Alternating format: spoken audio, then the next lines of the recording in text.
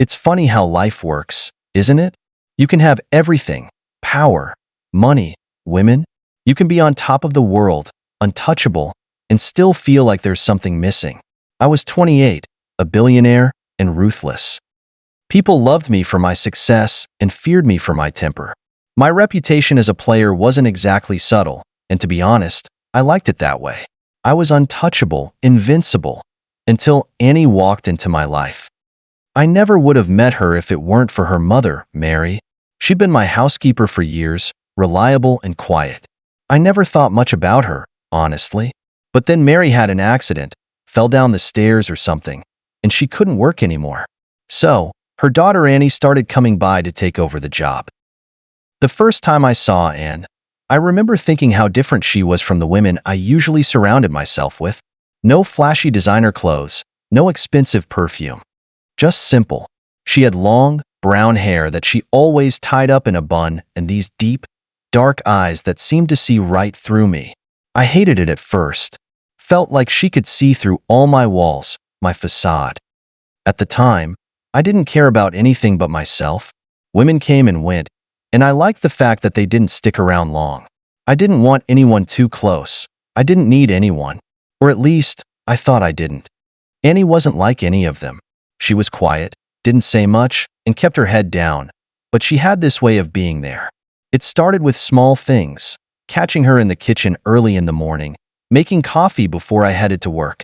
I'd find myself hanging around the house more, pretending I had nowhere else to be, just so I could see her moving around, doing her job. And then one night, I came home drunk. It wasn't the first time, definitely not the last. I was used to coming back after long nights of partying, booze still heavy in my system, and just crashing wherever I fell. But that night was different. I stumbled through the front door, and there she was, sitting on the couch with a book in her lap. She looked up, and I'll never forget the way she sighed softly. Not annoyed, not angry, just worried. She didn't say a word, just stood up, came over, and took my arm, guiding me upstairs like I was some kind of lost child. I tried to wave her off, but I was too drunk to fight back. She helped me undress, cleaned me up, and tucked me into bed, pulling the covers up over me like I was someone who actually mattered. "Get some sleep," she whispered before turning off the lights. I didn't say anything, but that night stuck with me.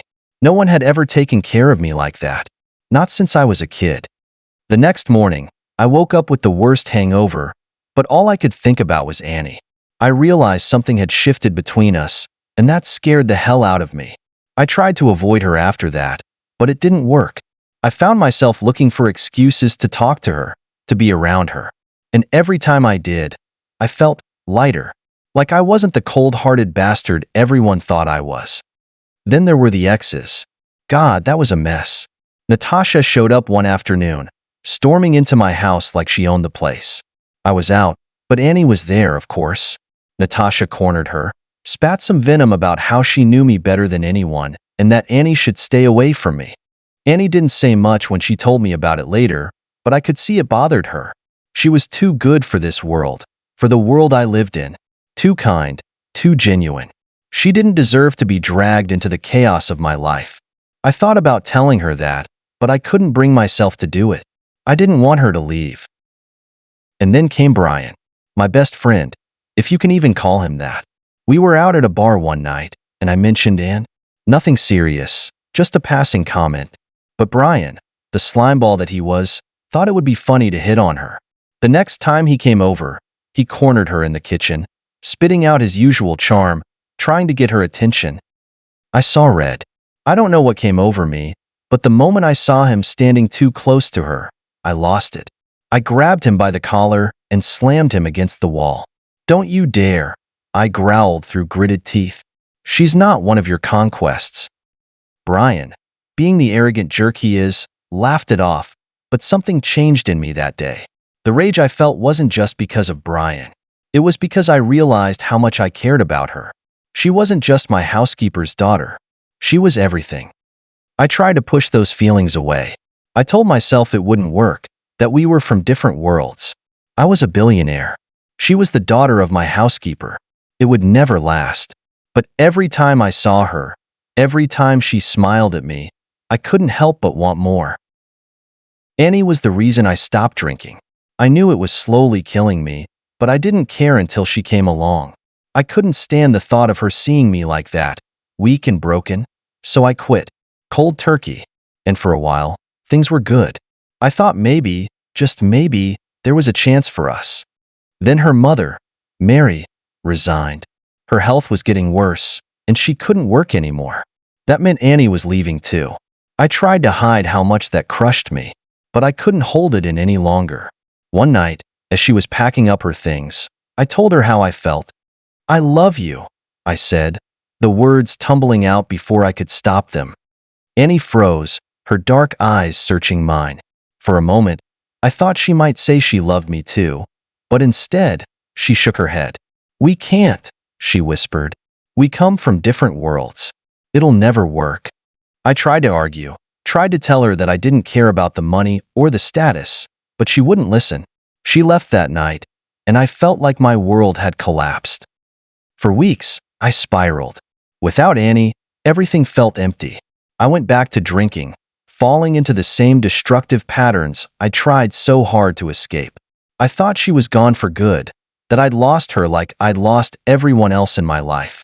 My parents died when I was young, and I'd been alone ever since. Now, it felt like history was repeating itself. But then, out of nowhere, Annie came back. She showed up at my doorstep one night, tears in her eyes.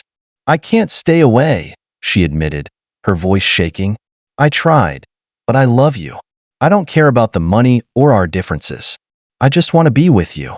I pulled her into my arms, and for the first time in what felt like forever, I felt whole again. We got married a few months later. It wasn't the big, lavish wedding people expected from someone like me. It was quiet, intimate, just the two of us and a few close friends. We didn't need anything else. Life with Annie was perfect. She gave me something I never knew I needed: peace, love, a reason to be better. We had a kid, built a life together, and my past felt like a bad dream compared to the days I spent with Annie. Before her, everything was chaos: business deals, late nights, and empty relationships that left me feeling numb. But with Annie, things changed. She grounded me, gave me purpose beyond the boardroom. We created this beautiful world together, filled with love, laughter, and now, a family. When I look back at when I finally confessed my feelings to her, how lost and depressed I was, being alone despite all the success.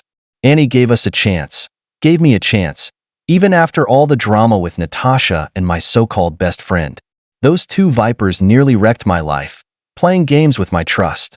But Annie saw through it all. She didn't let their mess define me, and instead, she filled that emptiness inside me.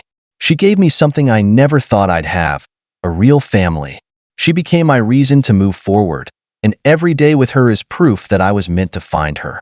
Recalling the moments, I was so ecstatic when I found out Annie was pregnant on our honeymoon.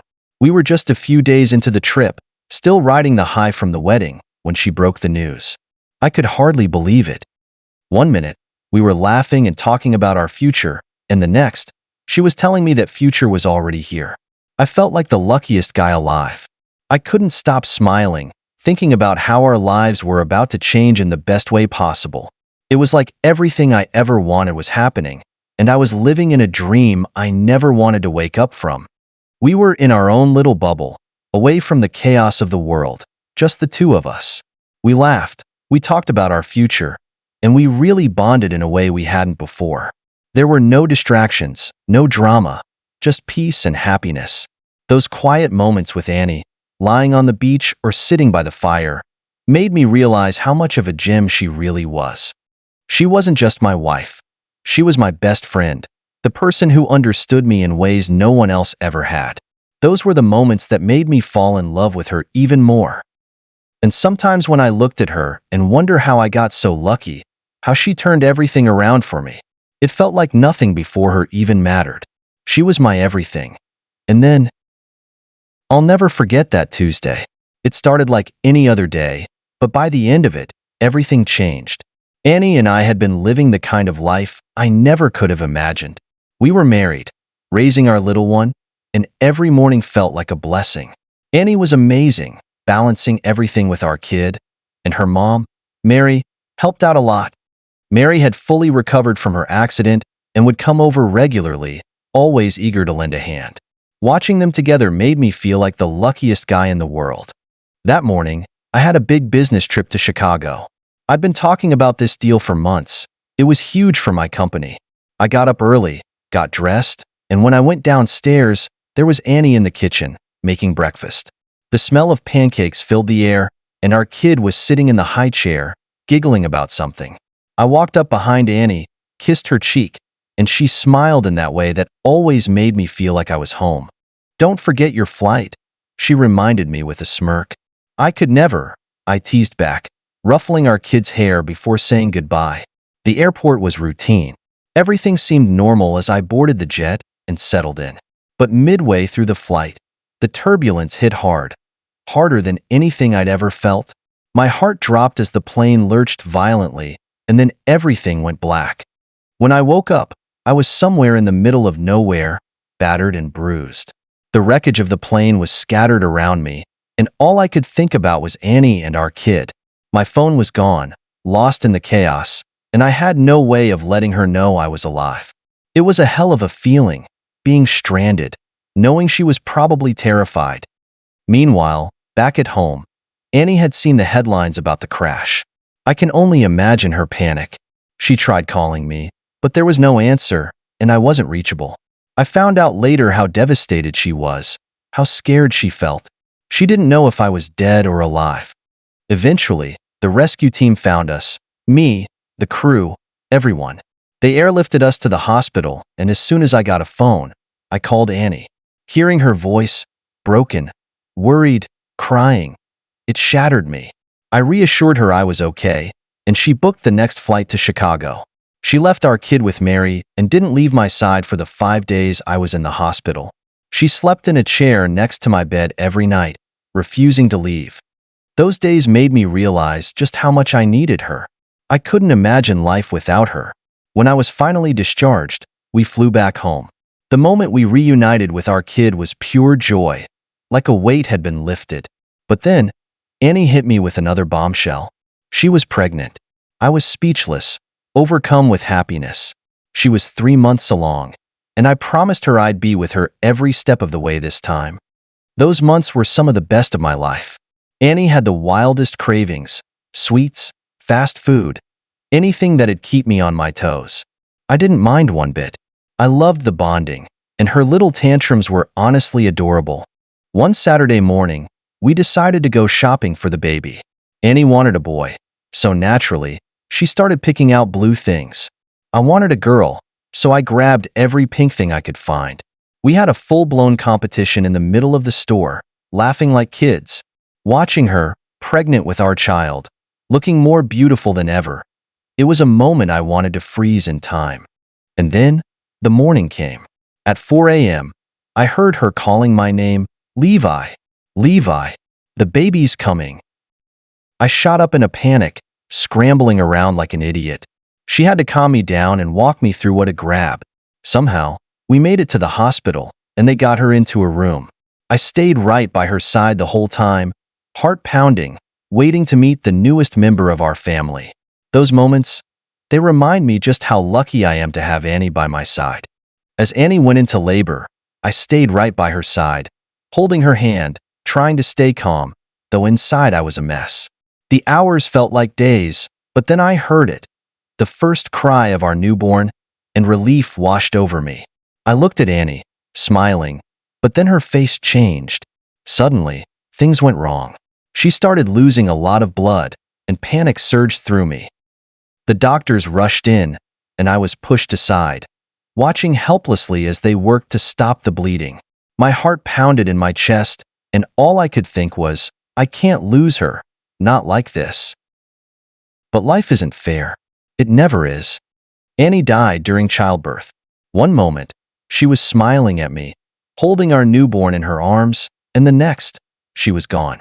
Just like that, I stood there, in the hospital, holding our baby, feeling like my world had been ripped apart. I lost her.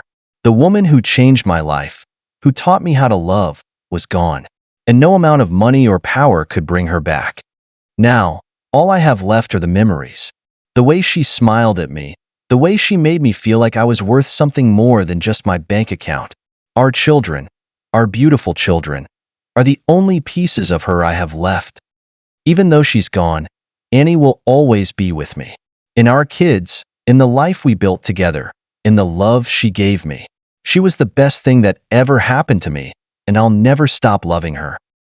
Not for a single second. Love, Levi.